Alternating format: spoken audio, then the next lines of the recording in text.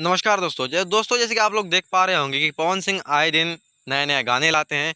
और जो गाने लाते हैं महीने में 4 ही लाते हैं, लेकिन बॉलीवुड लेवल का लाते हैं। और आपने देखा कि कुछ दिन पहले, 1 साल पहले ही पवन सिंह ने एक बॉलीवुड भी गाना लाया था, जो कि पायल देव के साथ उसका गाना था। और वो बहुत ही बेहतरीन सॉन्ग था, हिंदी का रीमिक्स किया था भोजपुरी में।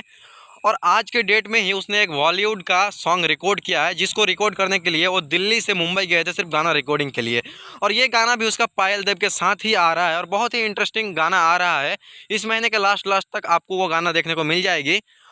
और इस गाने में जो म्यूज़िक है ना, वो आदित्य देव का है। और आप जानते होंगे कि आदित्य देव का म्यूजिक कैसा होता है।